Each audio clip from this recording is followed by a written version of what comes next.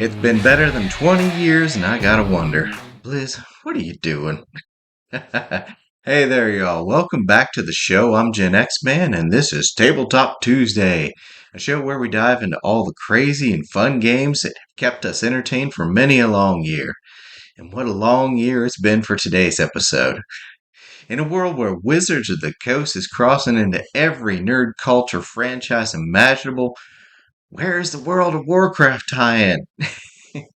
With the release of such crossover sets as Final Fantasy and many others besides, the missus and I got a little anxious thinking our favorite MMO might actually get a treatment. We could finally stop ordering custom World of Warcraft MTG cards off Etsy. Alas, such was not to be.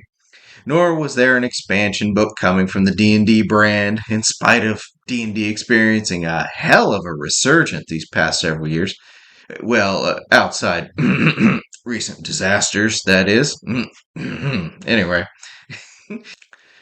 No, Blizzard likes to keep a Charlton Heston-esque stranglehold on all its toys, promising the fans if they want to see, say, World of Warcraft in another media, they'll have to pry it from Blizzard's cold, dead hands, which is a shame.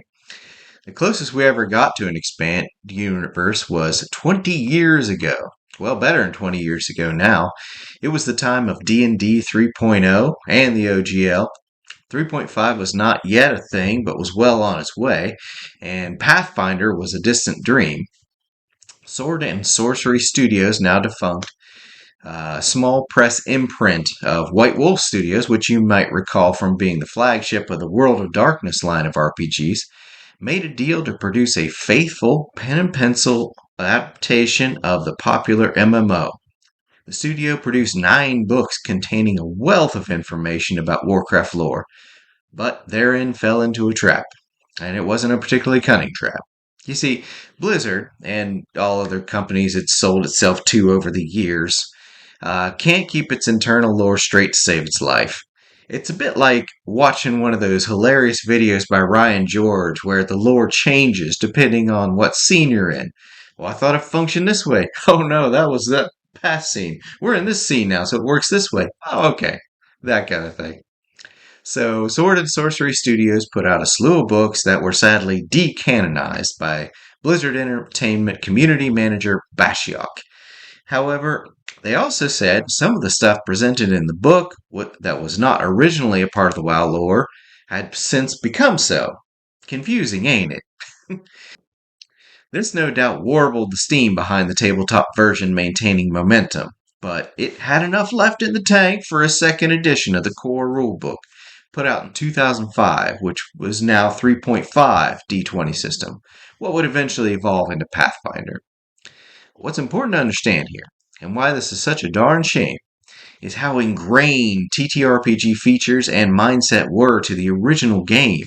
The core World of Warcraft game, also released over 20 years ago, contained several elements that made no sense outside of pencil and paper RPG context. And over half the original devs for the video game were D&D nerds and incorporated much of that philosophy into the initial game. However, the mindset of the game changed dramatically, where Blizzard became obsessed with being an esports company and pushing the World of Warcraft game to be an esports thing. Spoiler alert, that never happened. But they keep trying, bless their little hearts. Old school developer Rob Pardo gave an interview back in 2009 where he pointed to the introduction of arenas in the Burning Crusade expansion as the first step down this design philosophy road. So you could see the shift there. Original World of Warcraft comes out, they put out a tabletop version because most of the company's on the same page as that. Then they abandon the notion as the idea of competitive esports takes hold. And they've never really gotten away from that. Instead of being geeks enjoying a game around a table, the company was more interested in somehow turning a geek video game into a digital MMA. Whatever. And I think this probably explains why we never saw a version come out during the height of the 5e craze, with Critical Role and all that. From the point of view of my couch, it all made sense, but once I started researching this article, I started seeing the whys, and it wasn't just dollars and cents. Not only did the mindset and direction of World of Warcraft change drastically 20 years ago, but so too has the mindset of Wizards of the Coast.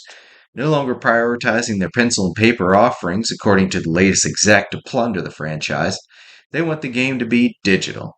So there's that. Now, there is, unfortunately, a huge barrier to entry if you're curious about this old version of the game, and that is price. I had no idea, but at some point these old books had skyrocketed in price. Every one is up over $100, with the occasional deal popping up at 50 to 75, though they'll probably get you at the shipping and you'll end up closer to 100, so getting the physical media, which I always recommend, will be difficult. Difficult, but not impossible. There's always the option of finding a PDF copy online, which is possible sailing the high seas, if you know what I mean. Further, there are a couple fan projects out there bringing this MMO onto the tabletop.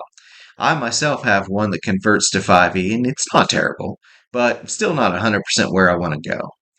What I would recommend, if you want my recommendation, if you don't want to drop that kind of cash, you don't want to fool with printing out PDFs, obviously there's homebrew. And in that vein, I recommend Dragonbane.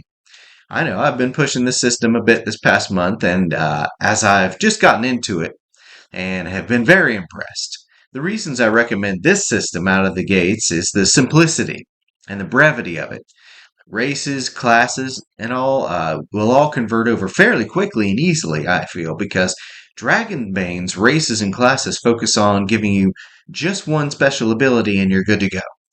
Clearly, more would have to be added later, but if you're dying to just get in there and roll some dice, you know, this is probably the fastest way to go about it. For example, let's take trolls from World of Warcraft. In Dragonbane, you'd have your one racial ability, just like all the other races in the book. And what's more iconic to a troll than regeneration? So you give them fast healer as a racial. Boom, done, ready to go. Classes would go the same route. Fighter could stay fighter, or you could rename it warrior for immersion. Primary stat strength, give them some skills, and heroic ability could be berserker. Boom, ready to go. But that's just a quick and dirty example. If you wanted to get down into the minutia, you'd be looking at one of the above options, sadly. Good bit of money, good bit of printing, or a good bit of work. Which is what brings this video back around full circle. The darn shame of it all. I mean, there's an audience for this. There just isn't a production. So, well. Anywho, thank you all for listening to me ramble on about a 20-year-old tabletop game that I personally feel was gone far too soon. I hope I've entertained you all, and if I did, might impose upon you for a like. Also, big thank you and a country welcome to all the new faces here on the show. We just shot past 50 subscribers. That's freaking awesome. So thank y'all who subscribed and joined this here itty bitty little YouTube channel on this journey. I sure do appreciate y'all. But that's all I got for today. Thank you for tuning in, one and everybody. It's Tuesday. It's time to roll some dice. The missus and I are going to dive back into our alternate reality Vietnam tonight. And I encourage you all to bust out a campaign as well.